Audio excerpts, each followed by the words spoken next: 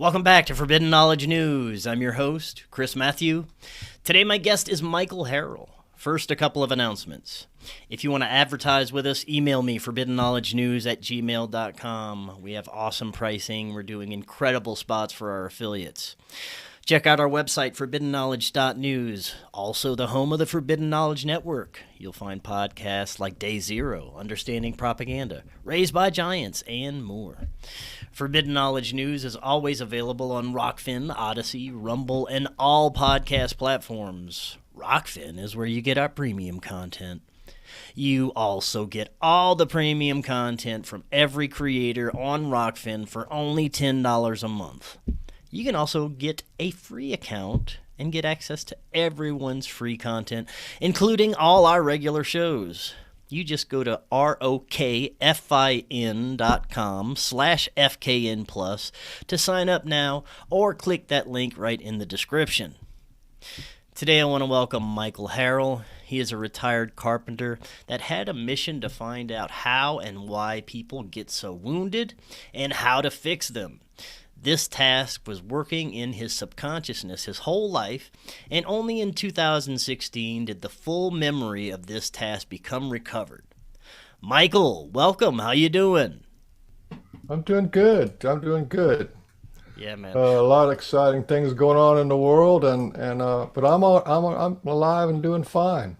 Hey, you can't get better than that. That's excellent. I've been looking forward to this, man. You've had some incredible transformative experiences throughout your life. You've gained profound insights into not only your own awakening, but a greater awareness of the true nature of the universe and our collective role within it. This is going to be a great conversation. I love hearing others' spiritual journeys and how their life has unfolded just by following their heart and passion. And also heeding messages from the universe and its messengers is, I think, a very important part as well. This is your first time on, Michael. How did this all start for you? Oh, and that's like a whole show in itself. I'm like a carpenter, retired carpenter, but in my childhood, there was some childhood adversities, what they call ACEs, and I had insanity. Like clinical insanity in my life, and so living in a dysfunctional family, and there was even though I was never beaten or yelled at or anything like that, but there was this kind of underlying current of mental illness and alcoholism and suicide, things like that. Not for me, but for my family. So I was just kind of that kind of knocked me out. It started with my mother. Before I was born, she was like traumatized with a kind of fight with my dad, and so she was like regretting the whole idea of me being born at that time, and then after I was born, she went into postpartum depression with psychotics. So basically I was born without a mother, and that really messed up my I was like a crib baby, so I didn't do the crawling and the bonding and all that kind of stuff. I didn't actually learn how to talk until I was 21 years old because I was just shut down. And, this is kind of what was going on. But then I guess when I was in my 20s, I did a lot of drugs to try to numb the pain and stuff, did a lot of LSD and psilocybin, but then that thing was like, you go up and you come back down. I'm thinking, man, I don't want to come back down because coming down is like, that's a downer. So I end up bumping into this guy in Coconut Grove, Florida, and he was a fully enlightened man. The guy was fully God realized being, right? And I had no idea what that was. I was kind of like a redneck hippie, kind of a guy. And so I just hung out with this guy for like 4 hours one day. And he was telling me about how he became enlightened and what enlightened was all about and stuff like that. And here I am and living my life. It's, if you can imagine, thinking like you're driving around in a in like a Volkswagen, right? You're like those old time Volkswagens that are just all out of metal and just one radio and that's all you got. And then I'm looking at this guy and he's driving his life around in a 747. It's like this gigantic presence, right?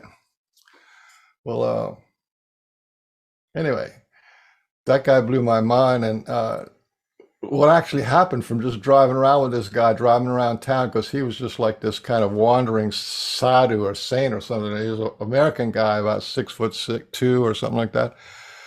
But anyway, he blew the transmission out of my car. The energy this guy had blew all the seals out of the transmission on my car, because I just had a brand new transmission put in. It was a 1965 or Ford Galaxy 500. It was like a big tank. So I took and got it fixed, and the guy said, I said, man, I've never had. The guy said, I've been doing this for 20 years, fixing transmissions, never seen one happen like this. All the seals were blown out of it. And the guy just gave me a new transmission for free. Then a couple of days later, I was in junior college there, and I was driving to junior college, and I started hearing people talk. I go, well, what's this all about? And I actually pulled a car over the side of the road, turned off the radio. I could still hear people talk. I was like 2 miles away from the college, and as I drove closer to the college, I could hear them talk louder. Then I parked the car, and I had to go up one side of the college and then cross in front of the library. When I crossed in front of the library, I looked over, and I realized that I was hearing the people reading. You know, when you read a book in the library, I could hear people reading their books, and they talk in their head when they read. So it's like really clear. I could hear people talking in their heads from 2 miles away. Wow.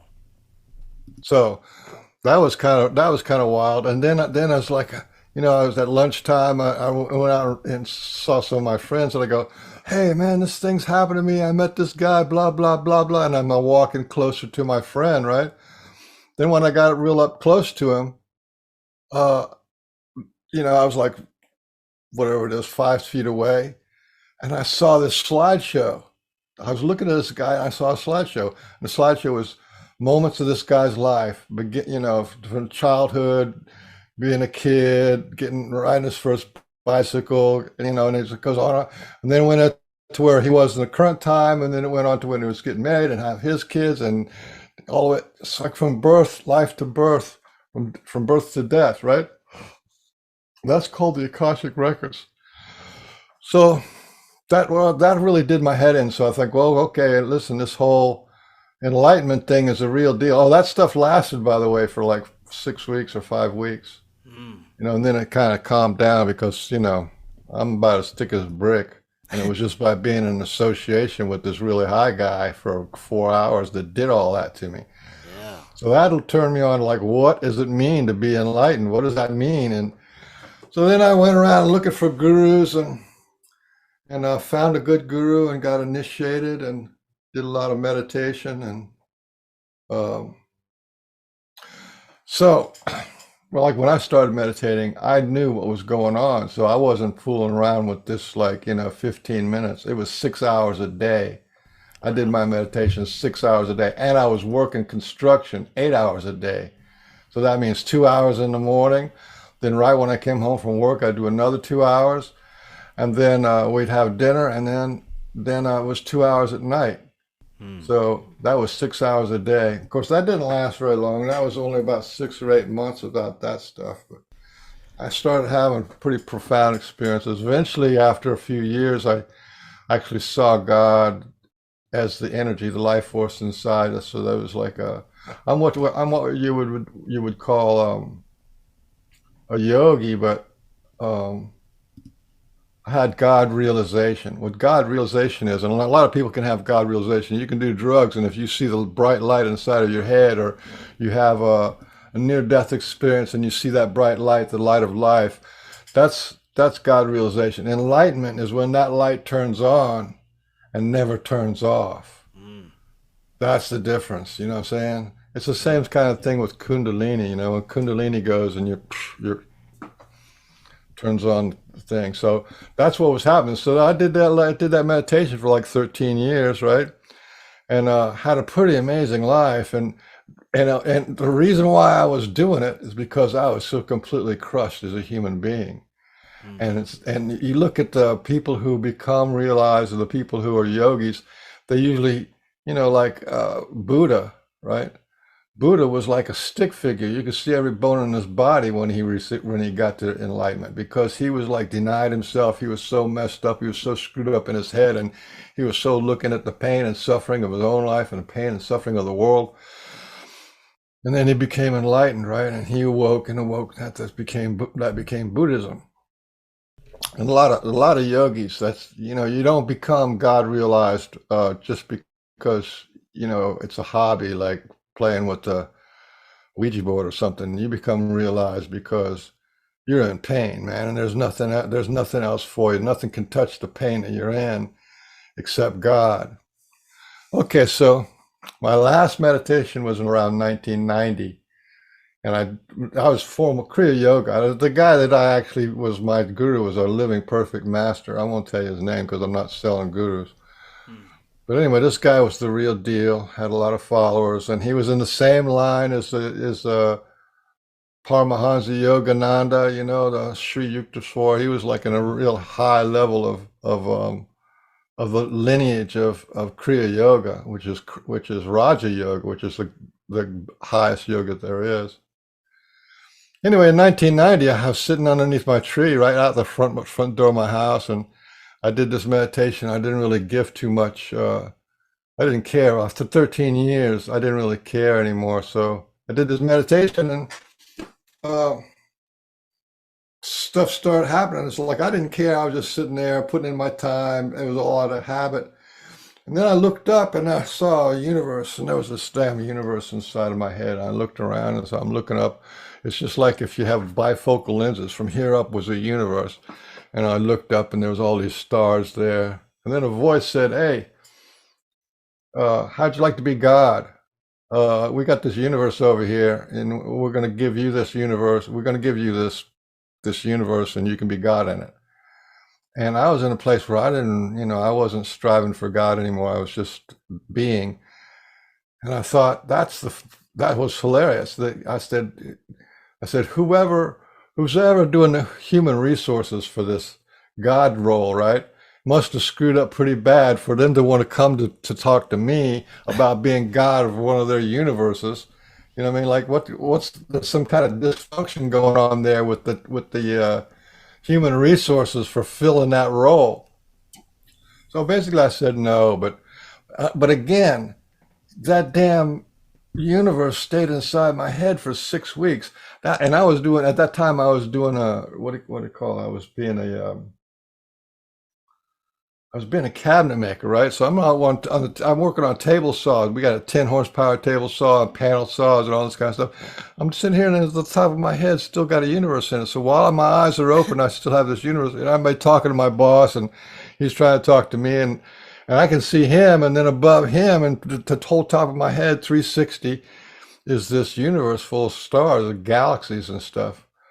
And that pretty much changed my head around. And then what happened after that is I went into like a pretty serious, dark night of the soul, and which I didn't. It took me years to realize that they were connected. That if you're going to be God, then you got to go over here and deal with your shit, right?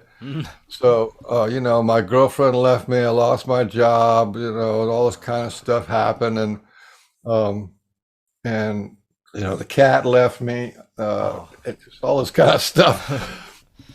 And I met a woman. She said, "Hey, Mike, you're not out of touch with your emotional body." And here I am with this great ego of the guru, of the yogi, right? And I didn't even know what she was talking about. I said, "What do you mean emotional body?"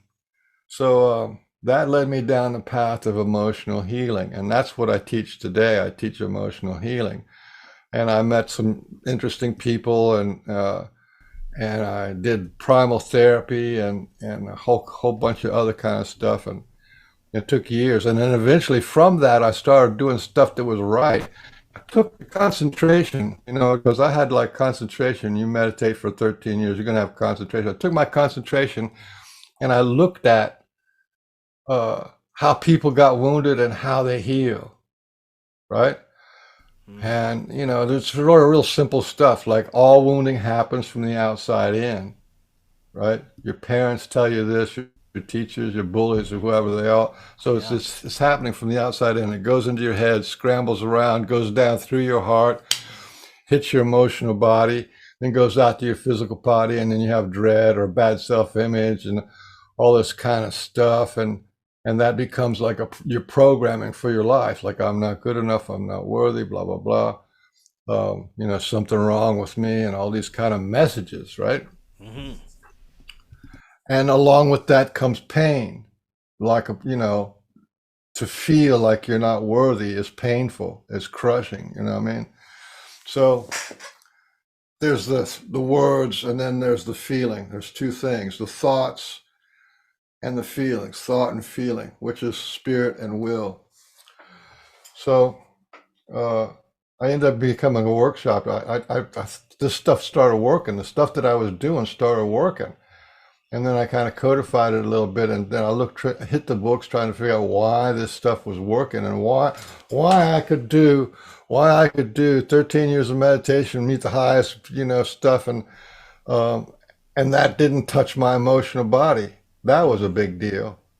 Yeah. Later on, I looked into it, and not only does your childhood emotional issues, they're not affected by meditation. They're not affected by full-blown Kundalini or enlightenment. They're not affected by a near-death experience. You know what I'm saying? You would think that these people who are having these extraordinary, powerful spiritual experiences, that would take care of the business, and it's just not true. Because the stuff that happens to you emotionally is on a different level. It is on the content of your consciousness, not on the life force. So, you can awaken your life force, but that doesn't change the content of your consciousness. You're still you, right?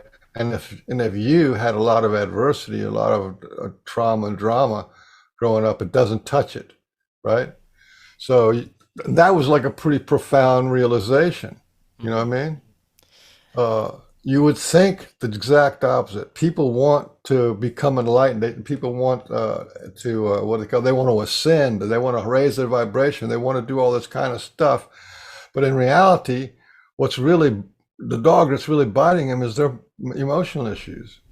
And if you can resolve your emotional issues, the whole need for ascension or enlightenment or Kundalini, all that stuff just dissolves, because you're doing all right. You know what I mean? If you're doing all right, you're doing all right. Then you don't need all this, you don't need unicorns and pixie dust to survive. Yeah, man, you're exactly right. I kind of applied the same thing in my life. It's just like, if you wake up and your room's a mess and everything around you's a mess and you got people that don't like you, if you just make the simple changes, clean the mess, why don't people like me? Fix those, simple problems, and doors open. It's like an amazing transformative experience that just kind of opens up for you just because you started to fix those little things that were noticeably wrong with you, starting with like a dirty room or making your bed or things like that, right?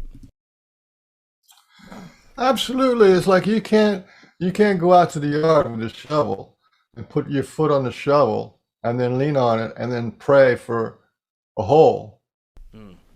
That's not the way God works. That's not the way the universe works. You got to dig the hole, right? Yes, you can't look at your house and go, man, I wish it was clean. My house is dirty. Please God, or I'm going to meditate, maybe it'll clean the house. Yeah. No, there's certain things that you got to take care of yourself. You got to clean your own house. You got to fix the flat on your tire.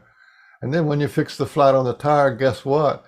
The car's back in factory specs, drives fine, no worries, Yeah. So that's kind of what it's all about. And it's like how to fix the flat on the tire, how to clean out your inner imprints and turmoil of stuff that happened to you. And that's what I teach.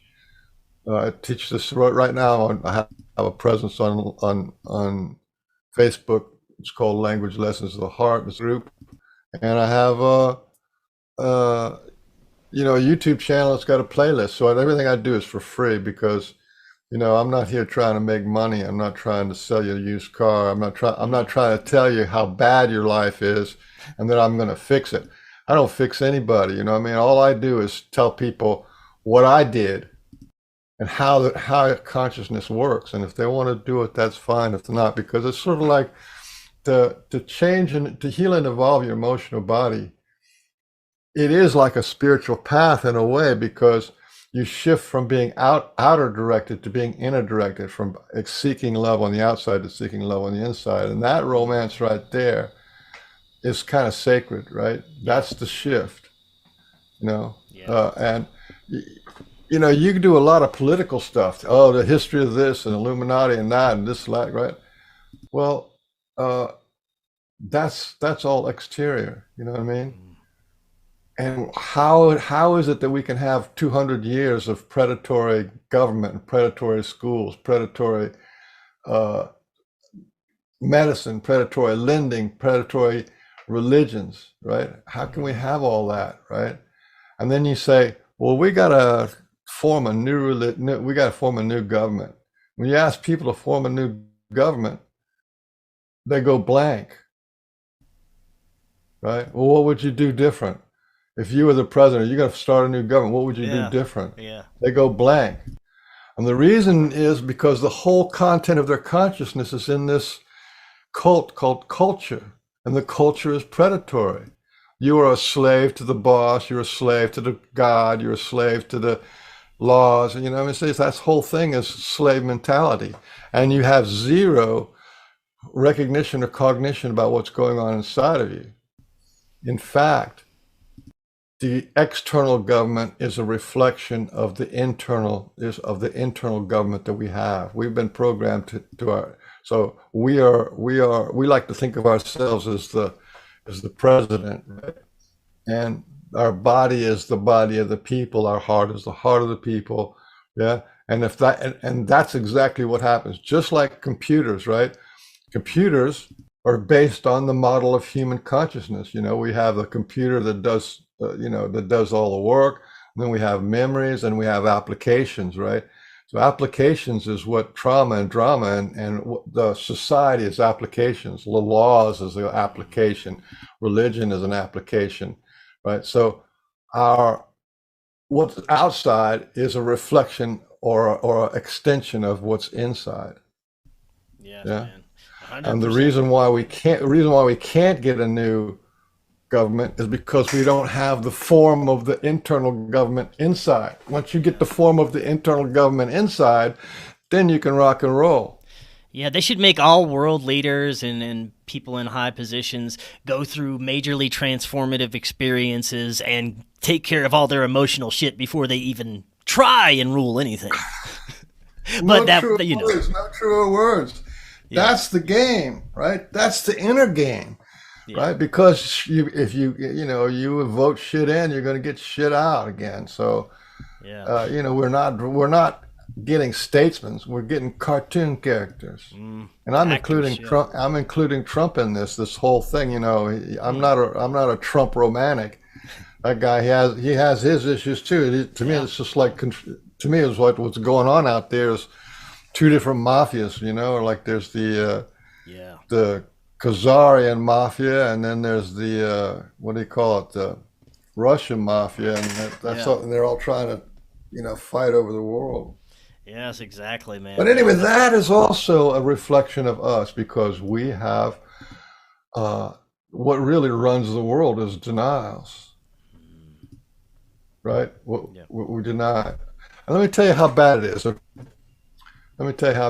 You've heard about the elites and the movie stars and the government. They like take adrenochrome, right? And they have, of course, the kids, and where the kids are like trafficked, right? Mm-hmm. And the children are trafficked, and then they put them in underground tunnels, and then they torture the kids. Well, how does the inside reflect the outside? And it works exactly the same way. We have trauma or drama that gets imprinted into our emotional body, right? And that's the inner child. And that inner child becomes our shadow, becomes our inner demons, right? So we suppress that, the emotions, the pain, and the suffering. We suppress the suffering of our own emotional body, which increases the pain of the inner child, so that we can live an adult life, have fun, make our money, get married, and all that kind of stuff. You see what I'm saying? We sacrifice. It's a one-to-one correlation. You see what I'm saying? And our childhood experiences right now are like not good. They're not good. No, No. for sure. Yeah, Well, it's a generation and generation of multi-generational trauma that's being applied to people to keep us in this state of fear and trauma and non-growth and non-spiritual growth, which is, one of the problems we're facing. I want to go back to a second to one of your transformative experiences. You had what you called 3 days of bliss, crying and laughing from a holy water cannon. Could you tell us a little bit yeah, about that? that was cool. Well, the guru at the time. Yeah, like I said, that was it's back in the heyday. The guru at the time, he had that they had a holy thing. That's where they take the colored water and stuff. But he had a lot of people uh, in the community all around the United States. And see if I can remember where this. Oh yeah, they were going to have the holy in the Orange Bowl, right? Get all the devotees from around the world are going to go to the Orange Bowl. And to do that, we had they got a fire truck, and then the fire truck the fire truck hooked up so they could hook it up to one of these fire hose, kind of like water cannons, right? That they used to put out fires. That thing means it could go out, 50 yards or so, or 80 yards.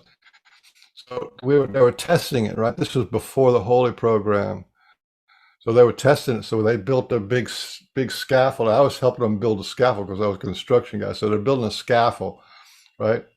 And then that day the guru showed up and was going to test it. And so we were all like playing. We're having fun. This was called service, and we're just playing around to test this thing. It was in a park on South Beach, and so he fires up this thing, and there was like about 4 or 5 of us that were still on the top level, which was even for him. See, he was on an island in the middle, and then we had a big circle of scaffold. It was like 2 layers high, so because he had to be high to shoot out. And this was a test, and so he was playing around with the gun, and at one point he turned that gun and hit me on the chest. And when he hit me on the chest, he was putting his energy right into it, right? So you're taking like the normal guy, and you put God, life force. That's what those guys. Guru means darkness and light. The guru is the dispeller of darkness and the revealer of light. That's what guru means.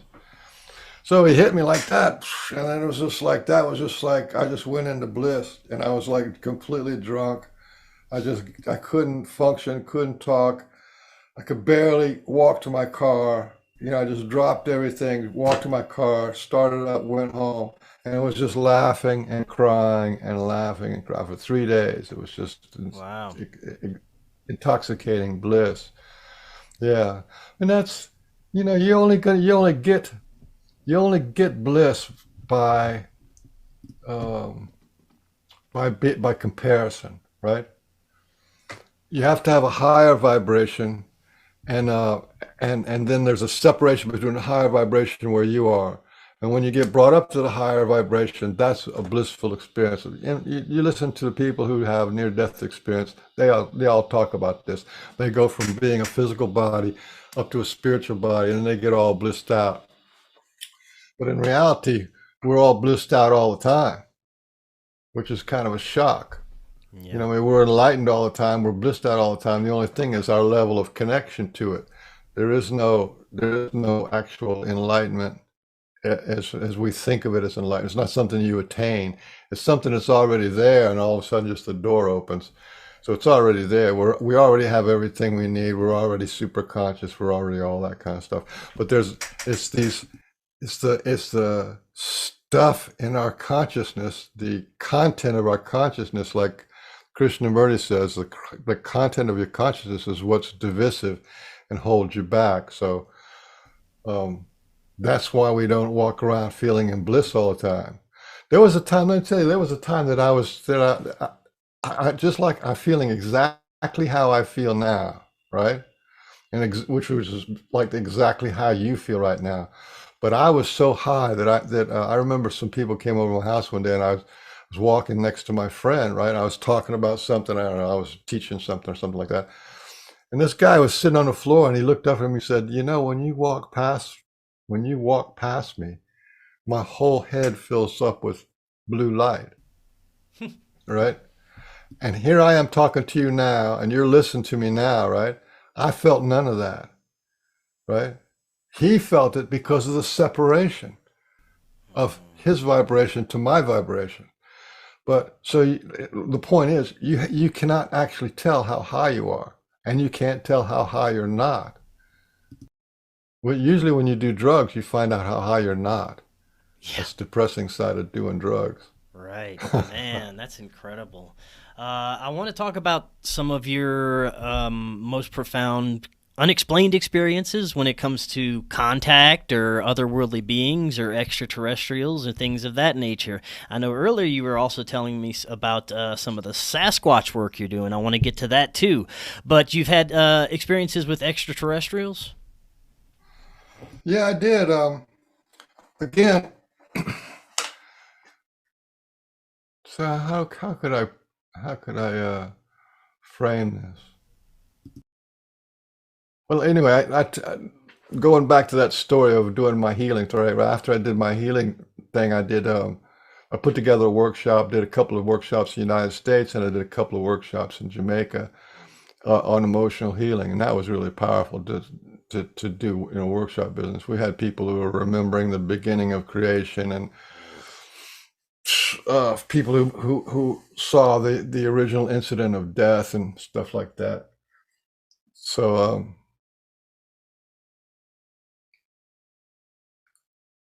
I ran out of gas, right? In terms of having to, I was like basically, like I told you, I didn't know how to learn how to talk conversationally until I was 21 years old.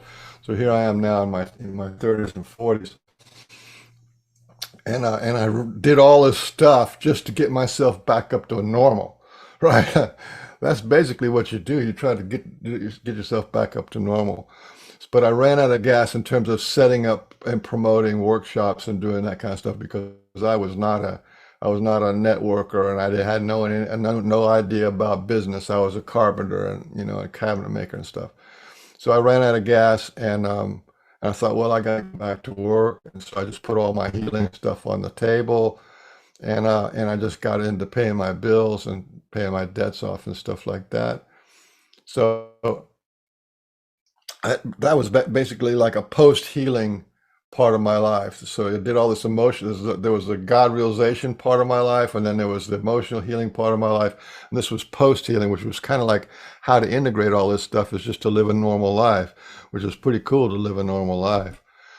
And then that went on till 2010 and 11, 12. And then by then the economy was down, and I kind of had forced retirement. And then the internet came along, and I thought, well, if I'm going to do the internet, I can't really do my workshop business because I don't know how to do that right. So I started putting out my memoirs. I thought, well, listen, the stuff that happened to me is some pretty incredible. So I put my memoirs out there, and I started describing how to heal and involve your emotional body, and I started having a like a presence of that there.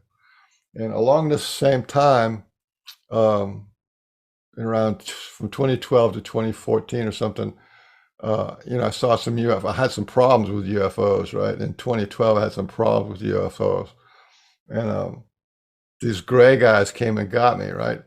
I got a video. I got a video of what they did. They came and got me, and they put their fingerprints all over me and stuff, and uh, and then I woke up pissed off in the craft. I woke up pissed off. I said, what the hell are these guys doing? I said, you guys have no right to pick me up without talking to me. And there's no agreement here. There's no soul contract, and I got pissed, right? Meanwhile, I'm just sort of like sitting in this place in their craft. And I saw that they had control of my mind. They had control of my body. I said, oh, well, guess what? If they got control of my body, that means they have to have somebody in control of my body. That means that somebody's focusing on my energy being. So I said, that means there's a two-way connection here. So what I started doing is I started projecting to them that they're covered in ants, right? That there were ants inside of them all biting them, right? And as soon as I projected that energy inside them, because they couldn't break the connection to me, or else I'd get up.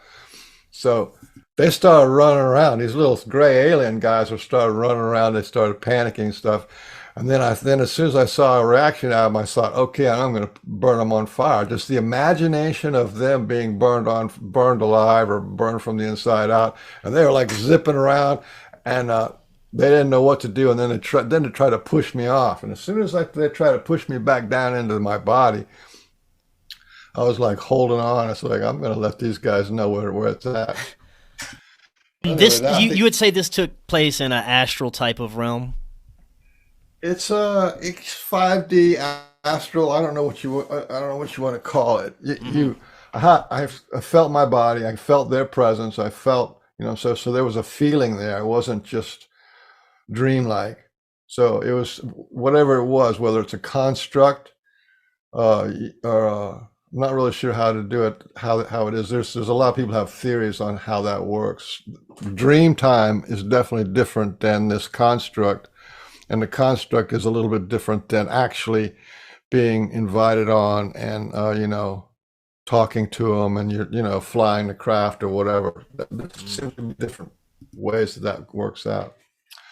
So anyway, that got me in touch with. Then I started like looking into UFOs and stuff, and there was a guy in my neighborhood, not my neighborhood, but like within a couple of miles of me, called Ray Hernandez. Yeah, Yeah, have I've you had heard of Ray Ray on. Hernandez? I've had him on. Yeah, Ray's an interesting guy. He Yeah. tell you a story of he was driving down the highway, and they took him out of his car, and they took him to and they had him see this big circle, and the big circle was consciousness, all the kind of paranormal stuff, ESP and Ouija boards and meditation and all this kind of the whole thing. It was the whole plethora, the whole circle of what we call paranormal. And they gave him the dictate. They gave him the dictate to study the connection between all the different paranormal stuff, right? And then that's where he did the whole thing. So I was like friends with him, and we'd call on the phone every once in a while. Meanwhile, he gets like 11 PhDs and Dr. Edgar Mitchell, and get us the whole thing going on. So that was another whole part of the mix. This was the lead up to this time when I was taken. So I had already had my language lessons of the heart done, right? And then and I'm friends with Mary Rodwell and Ray Hernandez and a bunch of other people. And but I never thought of myself as having a mission on Earth, right? And it was Dolores Cannon was talking about people have missions on Earth, and then Mary Rodwell was talking about, well, you come here with a mission, so like the indigo people have this mission to raise the vibration, this and that.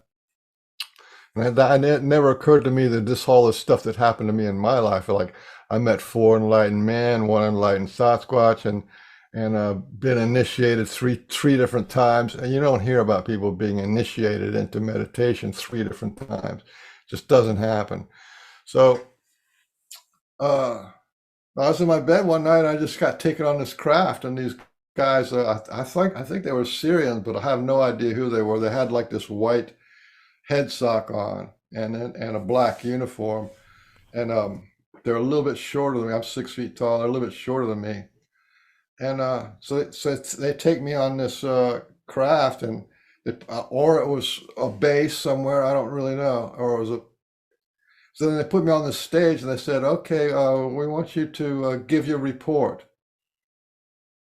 And I go, what report? I had no clue, right? What report? They said, well, your report on how people got so wounded and how to heal them, right? And I said, okay. So I started giving my report. Now, me, before this, doing emotional release work, right, and doing the healing work that I do, you heard about people talking about lifetimes, right? Getting your memory back from lifetimes, and how to get your memories back and all that kind of stuff, right? Well, when you do emotional healing work, the deep emotional healing work, you get your memories back. And the reason why you get your memories back is this: if you suppress an event, and in one lifetime of an event, an emotional event, whether it's a broken heart or childhood abuse or being killed or raped or murdered, when you have these heavy duty things lifetime after lifetime, you suppress them in one lifetime, you suppress them next lifetime. That means you don't remember that pain. But suppression doesn't work it's not surgical. When you suppress one memory, it just suppresses right across the board, right? So if you were tortured in, let's say, the women who were tortured in the Spanish Inquisition or Portuguese Inquisition, they may not remember that. They may not remember all those lifetimes, or they may not remember any lifetime before that or after that, because it's the suppression of the memory, right? That, but when you go in and you start dealing with your pain face to face, then the memory come back, because pain is part of reality, and if you embrace and accept the pain. So anyway, all my memories came back, and so I spent the first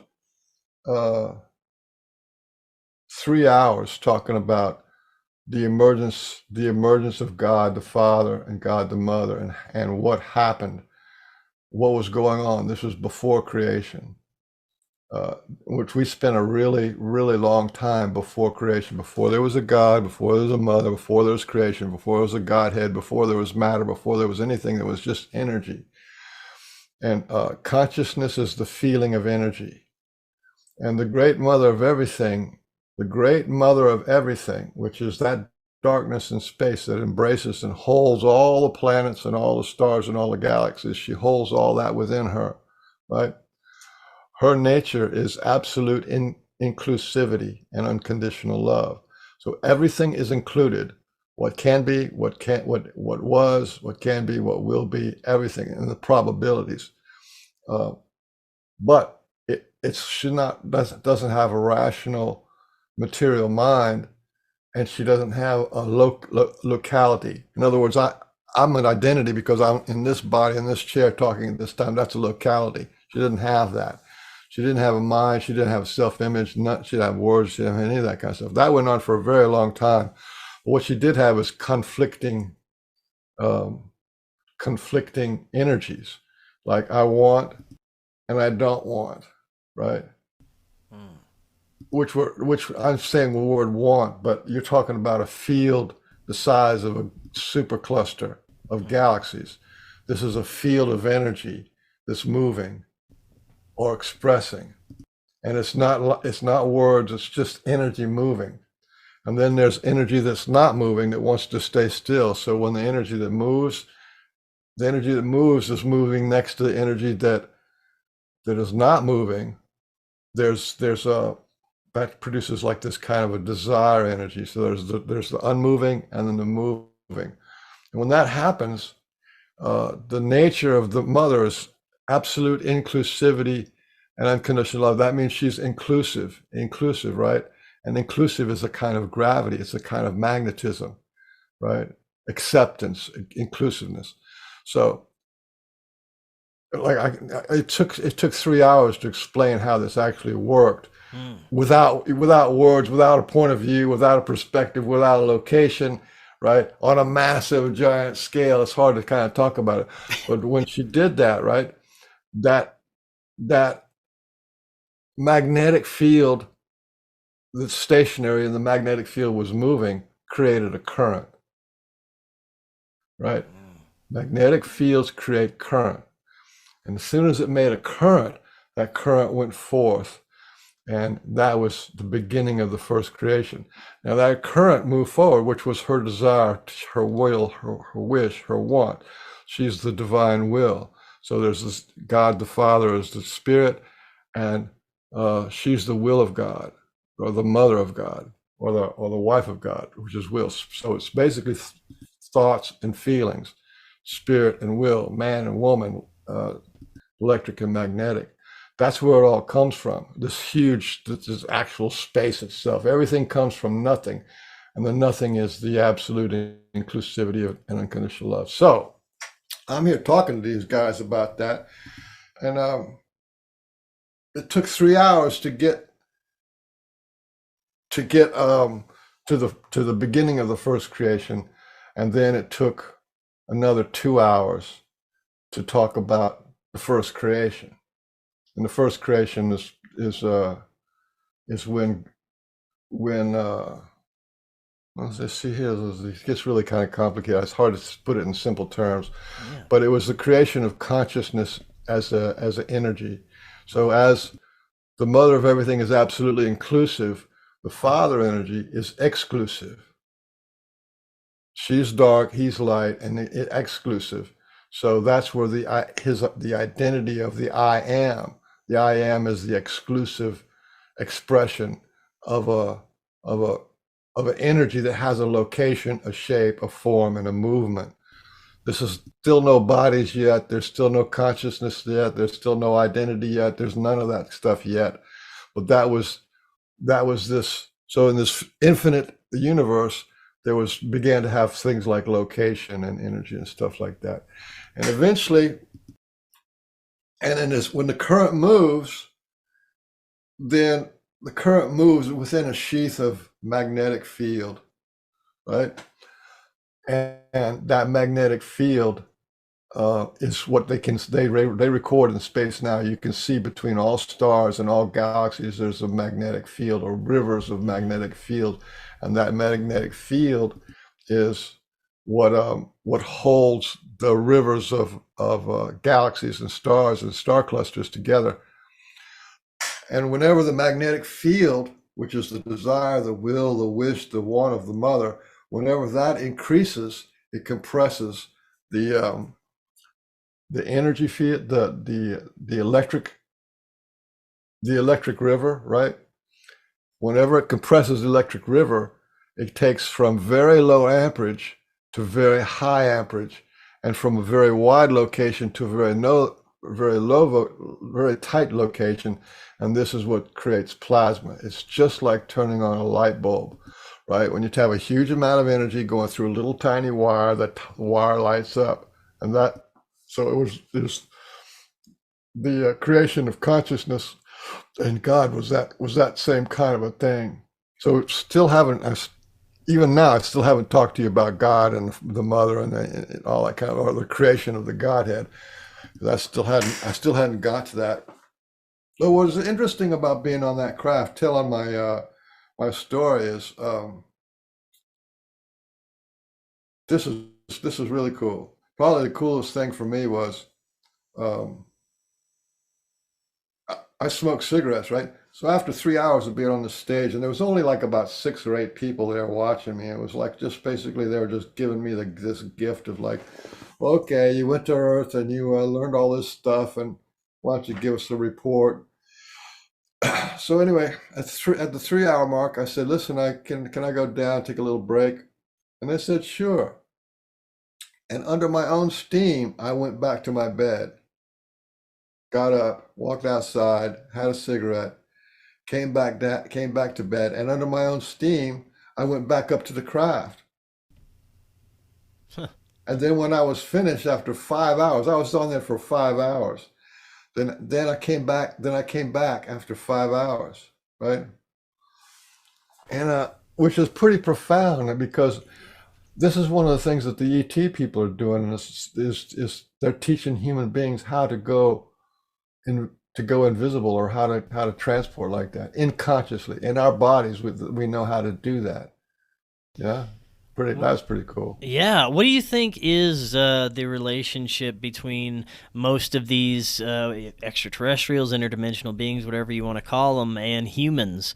Most of the experiences, like Ray Hernandez research, like you were discussing earlier, most experiences that I've heard about end up being positive experiences once the individual understands exactly what's happening, and very little kind of negative or malevolent type of experiences that I've heard about. What do you think is the purpose and relationship with these beings? I mean, what are they doing with us? Yeah.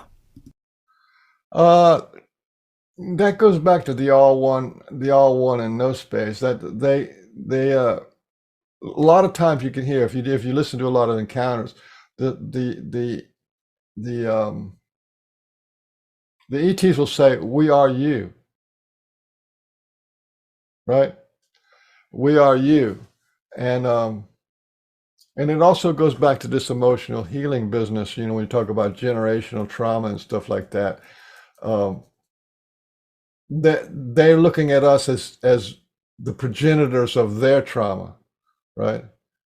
So they're going back in time to elevate us, clear us, heal us, because they're connected as us. There's this thing, as soon as you get out of the 3D reality, you see that they were in this kind of there's a kind of a unity between all things. That's another thing that's a big issue, is this unity between all things, is we're not one person. We are kind of spread out across the whole universe, right? And so we can have aspects of ourselves on any star nation, any location. You know, you can remote view an ant on Mars uh, 5 million years ago, right? There's people who could do this. So that means we are on Mars 5 million years ago. You see what I'm saying? There's this unity thing going on there. That's the way remote viewing works. That's the way all psychic phenomena works. That's the way all spiritual stuff works. There's a type of unity. So they are in an act of compassion to help us. Here's how it works. Okay, all healing, all wounding happens from the outside in, right? And all healing happens from the inside out. Now, this is really important. It's kind of like one of the key things. If you, as a conscious mind, go inside you say, I'm going to go inside and heal my heart. I'm going to heal my will. I'm going to heal my physical body. I'm going to heal that, right? So you go in and you look for that pain, you look for that problem, and you work on it, you embrace it, you hold it. That's you looping in, right?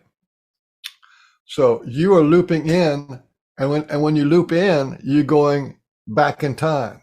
Oh, when I was 6 years old, this thing happened to me. So you loop in, you're going back in time. So there's an adult, powerful adult you going back in time to a little you who's suffering, right? You got that picture? Yeah. That's called the inner loop. And what's important about that is the way like we talk about the government, the way our reality, our culture. We are taught as children that everything is outside of us. You know, mommy pick me up, mommy feed me, you know, and I got to go to a doctor for this. I got to go to a psychologist for that. This is this outward reaching, right? So we do this out, and then we reach out. I want my spirit guides. I want God. I want the angels to help me. You know what I mean? Pray for me. You know, that's the reaching out, right? Now, when you reach out, that means you're trying to engage into the arena of where you got hurt, right? So you're trying to get the persons who hurt you to help you, right? That's like, you know, and in fact, that doesn't work. It's kind of disempowering. I give my power and authority to the police to protect me. I give my power and authority to the medical profession to protect me. I give my power and authority to the teachers to teach me. You see what I'm saying? Yeah. That's the outer loop. But when you do the inner loop, right?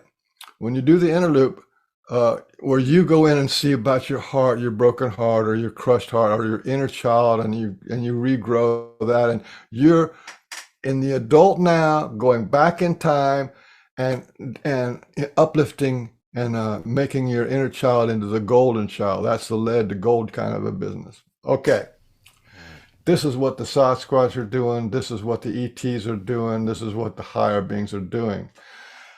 And it's the reason why they're doing it is because if you look out into the internet world, you see how many people are doing inner child work, how many people are doing healing work or past life regression work, how many people are doing their inner work, right? Thousands and thousands and millions of people are doing that inner work. So there's an inner loop going on.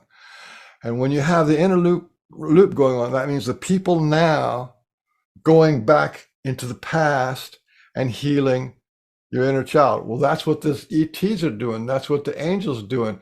Once you've made that inner loop to do your inner healing, that opens the door for your higher self, your future self, to come back and heal you. You see? Do you hear the drum beat? Yes. That's what's going on, right? Right So on. they say, we are you. We are you in the future. We are you, right?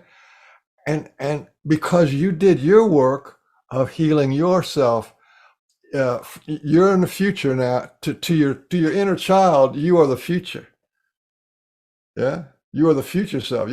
Yeah. You don't even look like a child. You're all grown up now. So that's what's going on. It That's what's also going on seems in to be many like a many. level of raising collective consciousness too, right? Yeah, yeah. A lot of that has to do with catharsis. If you can think of us as energy bodies, right? Energy beings. And when you have and so energy can be positive or negative, helpful or hurtful. So when you have these hurtful or negative experiences, that becomes like a darkness or a lower vibrational frequency in your energy body, Hmm. right? So whenever you can resolve that, that changes your vibration. That lower energy brings down the overall net energy of your whole body. Yeah. Yeah. Yeah, that makes a lot of sense. All right, I got to hear about some of these Sasquatch stories that you have. I know you have a show that you talk about Sasquatch. You've done Yeah, some the pork and bean research. show. Yeah, and you know a lot of people who have had pretty intimate encounters with these beings. Could you tell us your understanding a little bit about Sasquatch? Yeah, Sasquatch, they're our older brothers. They're part of the mix here on the planet, and they they've been around for a really long time, and they've been our teachers and mentors whenever we go into a dark age, or whenever we lose our spirituality. Like they talk about this as the fourth root race, and we're going into the fifth root race. That means we had a civilization of the first root race, and that got wiped out. All life on the planet get all messed up, and then the second and the third, and we're in the fourth now, and we're going to go into the fifth, right? Each time, each time that we got wiped out spiritually, and our shamans and our healers and our wisdom keepers and our spiritual people, they all were gone, right? Even our language and our connection to earth and all that stuff was gone. The Sasquatch were there, and so they bring back the vibration of the humans. And you do when a shaman does a he wants to have a shamanic journey. He goes out to some rock on a mountain somewhere, right? And he basically goes there to die until he gets a vision, until he gets something. Well, the Sasquatch are watching all this, and they'll give the person the vision, or they give them the power animal, or they give them what they need. Same thing in India. It's the land of the gurus. When the guru says, I gotta become a guru, I gotta become enlightened. They go up to the holy mountains, these holy mountains, and um and they sit in a cave somewhere, and they sit there, and they got one of their buddies comes and brings them a little bowl of rice every day or something. They're going up there to either become enlightened or die. And the Hmm. Sasquatch comes along and will, boost up their energy, or make it something clear for them, and then make them into like this guru and stuff. So these guys have been around a long time. They're on the same level as the ETs. As a matter of fact, like I have a list somewhere of like 40 something things that the Sasquatch and the ETs have in common. 40 things. Wow. So you think some of these ET races actually are involved with Sasquatch in some way? Oh yeah, yeah. Incredible. And it's like a wide spectrum there. There's bad ETs, good ETs. There's bad Sasquatch, good Uh, Sasquatch. There's government involvement. There's 6 agencies in the federal in the United States. Not even sure what they all are, but they want to kill the Sasquatch. They want to kill the Sasquatch because Sasquatch don't have any government, and they know how to go invisible, and hmm. um, and they're just like they're Now, just sort of like a they're sort of like the Watchers in a way, that's one of They, the most fascinating aspects about the whole Bigfoot phenomenon is when I first started hearing about how they, have possibly have the ability to go invisible, to go interdimensional, shift their frequency, whatever is happening. What is your understanding of how or what they're doing there? that's a teaching. When they do that, that's a teaching. Um, they're really interesting people.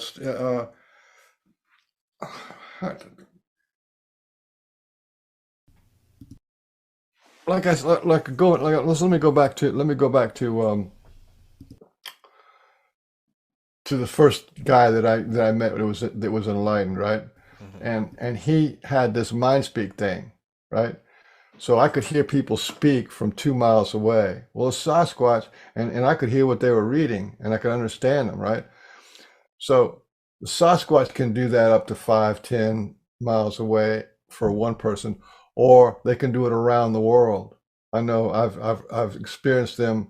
A guy on a radio show talking to a Sasquatch in BC, and talking to a lady who has a problem with her horse in Australia, and they're doing this mind speak thing, and the Sasquatch was telling her what to do with her horse. So there's that mind speak thing, right? And then there's this thing of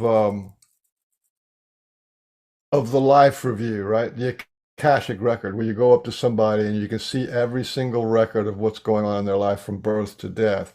The Sasquatch do that too. If they're connected to you, they will know who you are from birth to death, right? And then they know how to But the other thing is they're not invasive. They have like this. They don't want to be invasive because they respect our karma. They respect our life path. So that what they will do is they'll poke your feelings, like you got to poke in the feelings to go. Let's look at the Sasquatch. As Hmm. simple as that. So let's look at this. That's what's a new buzzword going on.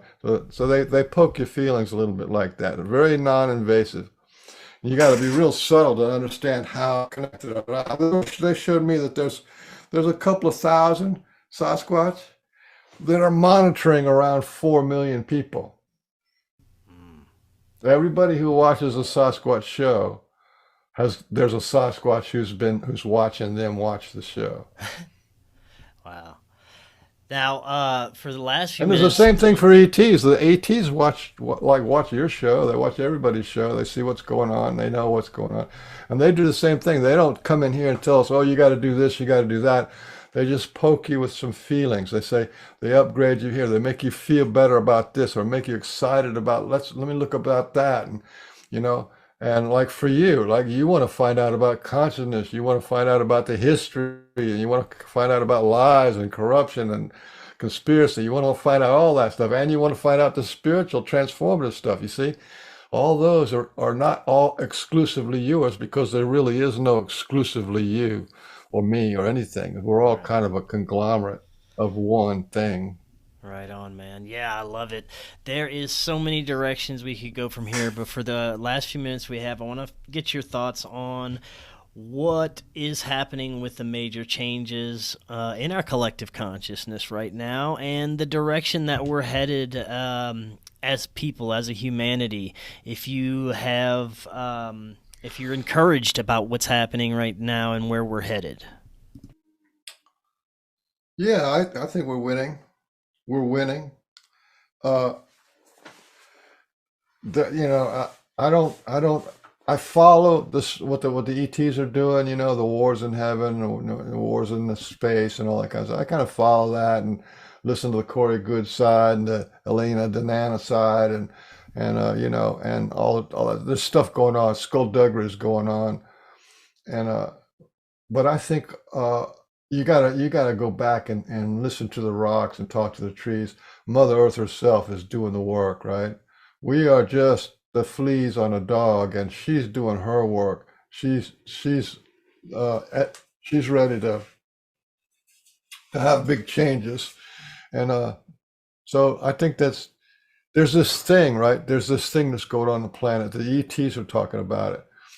This ET was talking to one of the friends, a human friend, and they were talking about, do the ETs healing humans and doing that, and the ET said, "Well, we're on Team Inside Out," right? She kind of said it as a casual way, but I realized that that was a slang, and then I started looking at, well, what is the Team Inside Out? And I knew what it was when in terms of the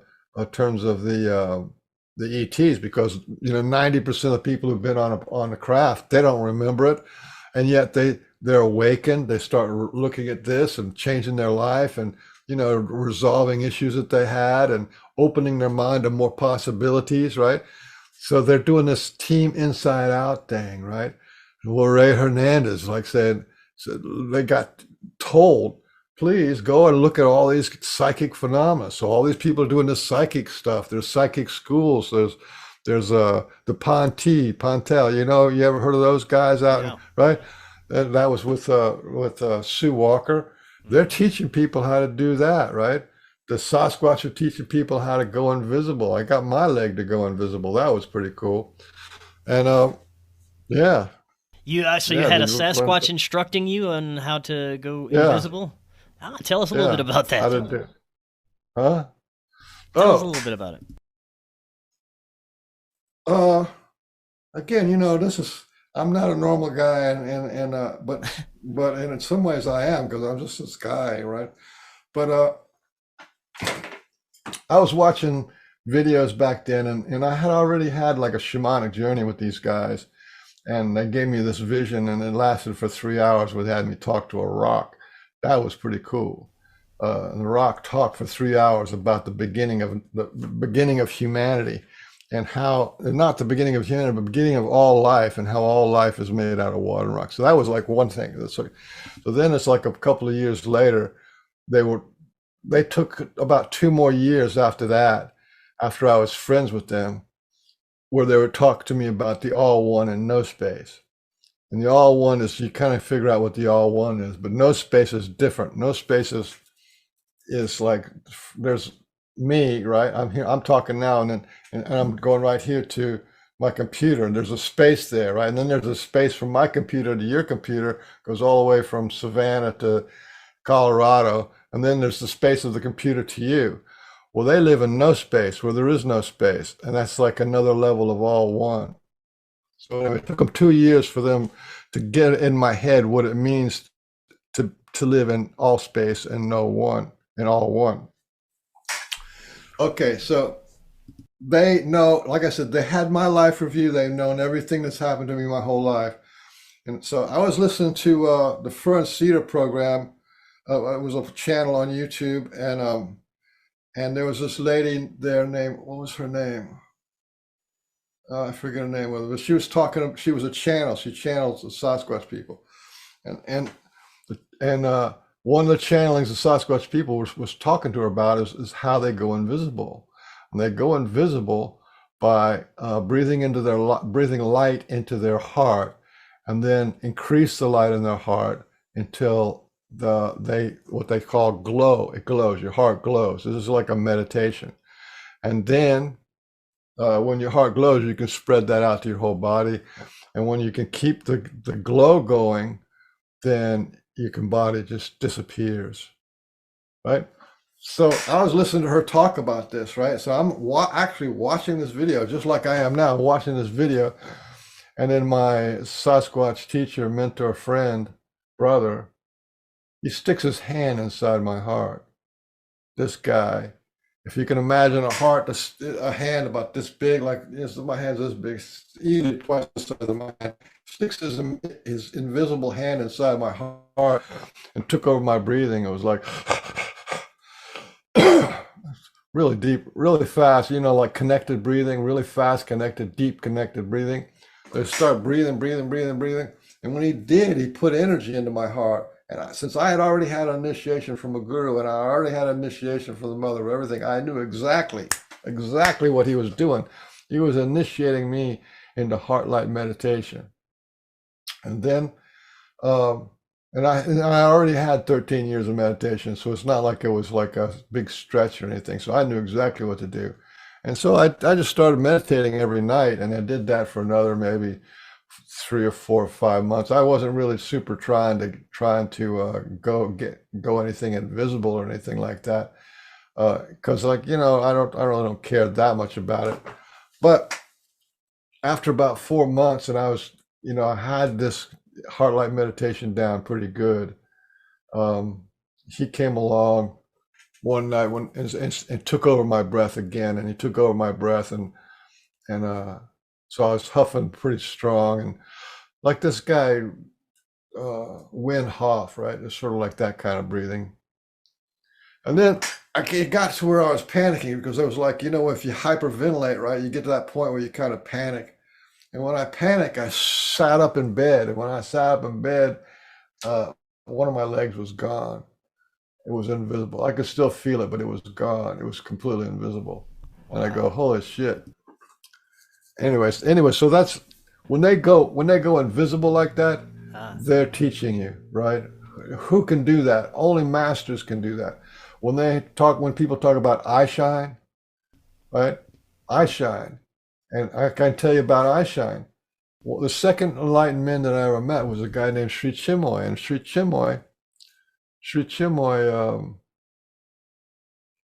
he had a program, right? So it was in Miami, and I went to this program, went with a friend of mine, and I thought he was going to be a guru. I thought he was going to talk and stuff like this, but he never talked. He came out on the stage, and there was like a little one of those auditorium kind of places where you have a high school graduation. So it's like a big indoor theater kind of a thing. So he's sitting there, and he just like closes his eyes and goes into samadhi, and the lights went way down, and then he started looking at people, and I was sitting on to his left, so it was his left, and I was kind of high up, and he was started swimming, looking at each person, right? And when he came around and looked at me, this guy had light coming out of his eyes. There was light inside him, and I knew like that. I knew that was the light of God. He had the light of God coming out of his eyes. He was enlightened. His energy, right? He the same thing as like the Sasquatch you're talking about. You amp up the energy. When you amp up the energy, it turns to light, and when it turns into light enough, the light will come out of your eyes. When you hear about eye shine, from now on, when you hear about eye shine, they're teaching you. They're saying, that's why sometimes if you tried to shoot one of these guys and they're in a really high state of like really near invisibility, or they're that enlightened thing, you can't kill them. You have to catch them when they're just normal. Then you could maybe kill them. But that's really high. They're talking about if the Sasquatch researchers knew this, if they knew that the Sasquatch is showing them the light of God out of their own eyes, then people would just like flop over, full out prostration. You know what I mean? Because you know what I'm saying? I don't know how many people have ever experienced what it's like to be in the presence of God, but I mean, that's not something your body deals with real good. It's like you're just like explosion of stuff, right? Of gratitude, of awe and wonder. So that's what's going on. So in a way, the Sasquatch are like greening humanity, right? They're growing us up in a way. But it's going to be a long time, because you look at what's going on with the history of the UFOs, right? The UFO people, they were monsters. They're going to eat you. They're going to abduct you. They're going to torture you. The war of the worlds, everybody's going to die, right? That went on for like 30 years, right? So we're still in the first 10 or 12 years of the Sasquatch thing, and they're still into they're monsters. No, they're people. They're monsters. They're people. They're monsters. They're going to eat you. They're dogman and all that kind of stuff. Dogman are actually really cool people too. Oh man! So I don't know if that really covered it. But Yeah, man, this is great. We're gonna have to definitely have you back on. There's so many different rabbit holes we could jump in to discuss. This was fantastic. But before you head out, Michael, let the audience know where they can find you, what you're offering them, all your sites, YouTube, all the good stuff. Well, it's real simple. I'm not a salesman, and I don't do anything for money. I'm not trying to get rich, and I'm not trying to save your soul or anything like that. But I do have probably the best healing modality in the world. It's called Language Lessons of the Heart. There's a group on Facebook that you can join, and it's for free. You can go to my YouTube channel called just Michael Harrell, and I have a playlist on there, that covers the languages lessons of the heart teaching, and it's free, right? So to me, if the number one thing needed to be done on this world is to heal and evolve your emotional body, get that sorted out, because we can't go into a new reality, a new thing with the same, dirty house that we had. It doesn't work that way. We won't even be able to recognize it, or we will just pull this predatory culture along with us into the higher vibration. And there's a lot of that going on. There's a lot of that went on when you start talking to the ETs. You go, oh, here's these people over here. They're fighting there. Well, it's because they brought their predatory. So there's a war in Orion. There's a war in Arcturus, and there's these. The Draco Wars. There's all these wars going on in space. Well, that's the reason why, is because they didn't resolve their issues. They reached their spirituality without resolving their issues, and that's why it's such a big deal on Earth, and why everybody's going into resolve your issues before you try to get into this super spiritual world, right? Because, like I said, remember what I said when I started? You can reach enlightenment, and it doesn't touch your emotional body. You can have Kundalini awakened and be fully awakened, and it doesn't resolve your emotional issues. You still got those. And you can have a near-death experience, and you have 10 near-death experiences if you want, and it doesn't. I know a lady who's had 5 near-death experiences, and this lady is a train wreck, right? Yeah, man. It sounds like the difference of being. She's got the show. She got the show and everything, but her herself, broken. She's a broken person. Yeah, it sounds like the difference of being on the light side of the dark side of the force, right? If you take care of your issues, you might end up on the light side. Or you might understand that the great mother of everything is in the darkness. So, you know what I mean? It's not like you think. The reason why we fear the darkness is because that's where the pain is.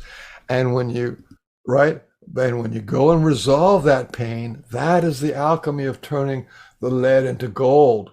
You have the golden child, and you want that golden child because that's the one that's going to take you into the next realm. I love it, man. This was fantastic. Well, Michael, like I said, we're going to have to definitely have you back on again. We'll get even deeper next time. I'm game. Yeah, I got what do you call it? A PDF? Not PDF. I got keynotes. I got 5 keynote things. I'm maybe gonna start doing that this year. Do a keynote talks. Right on, man. That'd be excellent. Well, we're gonna do it again soon. Until next time, everyone, have an excellent evening. We'll talk again tomorrow. See y'all then.